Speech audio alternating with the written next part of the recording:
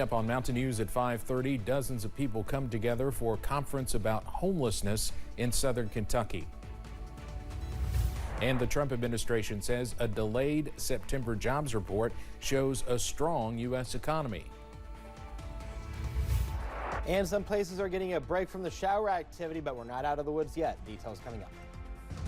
Dedicated to southern and eastern Kentucky, this is WYMT Mountain News at 5:30. Good evening, I'm Steve Hensley. Hundreds of people have come together to address the problem of homelessness in southern Kentucky. People say the problem of people simply not having a place to call home is growing. WYMT's Phil Pendleton spoke to those who know firsthand what can lead to the problem. Right. Every day is filled with a lot of questions for James Norton. Well, the main thing is I don't even know where I'm going to park my van at from night to night. Norton's home is his van. He says a life of drug abuse is partly to blame, but officials say many reasons account for the problem of homelessness. But people like Norton say without people wanting to help, they'd be lost. I had tears just welled up in my eyes because there was people in there that has offered me a better job now. There's people in there that has offered to help me find a housing. The conference is put on by the Help the Homeless organization, which saw more than 60 people seek their services in the first week of November. Absolutely. Sometimes people are coming out of incarceration. They could be struggling maybe with health issues, job loss. More than 70 different organizations made up of about 300 different people were expected to take part in today's conference. Norton says all of them have something to help people in situations difficult to deal with. Because not only am I homeless, I'm also have mental health issues.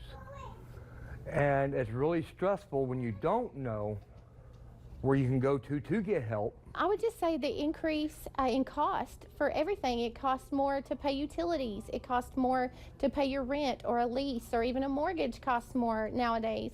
And it seems like our wages to cost ratio are just off. For many, they say people just do not have enough to get by. In Pulaski County, Phil Pendleton, WYMT Mountain News. Officials say the more education is received on the homeless issue, the more they can spread hope. Deputies are investigating a stabbing in Logan County, West Virginia. Police responded to Crooked Creek Road near Logan this morning. Deputies say they found two men and a woman with cuts. The woman refused treatment, but the two men were taken to the hospital in critical condition. It's not known yet what led up to that incident, and no names have been released. Also in Logan County, a man is facing sexual abuse charges, and the crimes date back more than 2 decades. West Virginia State Police say John Wood is charged with 3 counts of sexual abuse. Wood is accused of sexually abusing several children dating back more than 20 years. Troopers say the investigation remains active. Well, it's been a pretty gloomy Friday out there with light rain falling for much of the day. Will it dry up for tonight's high school playoffs? First Alert meteorologist Eric Dean has the answer. Eric? I would take the rain gear just in case you are going to the football games tonight. We are seeing some cloudy skies right now. You can see the scene here in Pikeville. It's just gloomy and just downright damp. Take a look here at First Alert Live pinpoint Doppler radar, and you can see that shower activity pushing through eastern Kentucky, a little bit over towards portions of Rowan County, a little bit over towards portions of Perry County, going into Laurel County, back into Wayne County in Kentucky. Now, there's plenty more where this is coming from. Look off to the west and southwest. You can see that line of shower activity. This is going to push its way in to our area in the evening and overnight hours. There is a marginal risk for severe weather, or a level 1 out of 5, for only one county in our coverage area. That's Wayne County, Kentucky.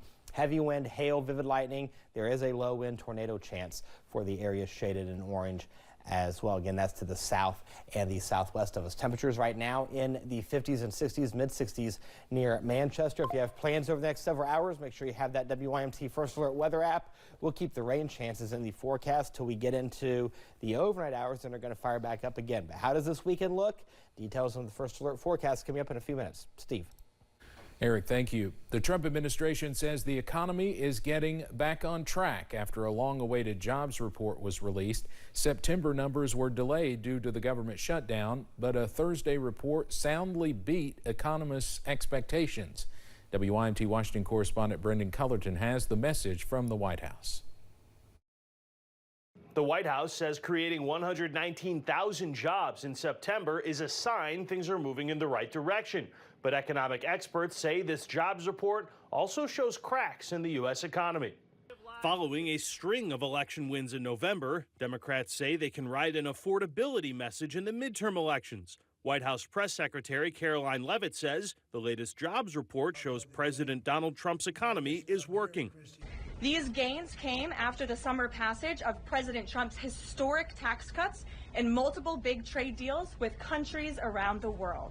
Bankrate senior economic analyst Mark Hamrick says the report also showed a labor market with problems. Revisions decreased the job totals for July and August, showing the economy actually lost jobs in August. That is something that's extraordinary, and that's not a positive. The last times that happened was during the pandemic year of 2020 and coming out of the great financial crisis in 2010. Leavitt pointed out wages outpaced inflation year over year, meaning Americans' paychecks went farther. And wages are up by 3.8% over the year for American workers because of President Trump's pro-growth policies.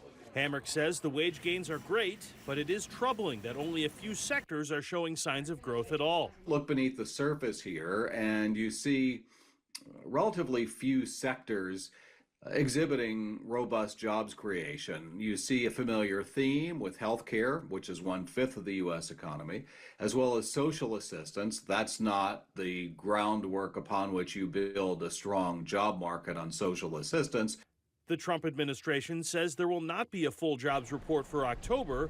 Partial October data will be added to the November report. In Washington, I'm Brendan Cullerton. Lawmakers are condemning President Trump's social media posts accusing 6 Democratic lawmakers of sedition punishable by death.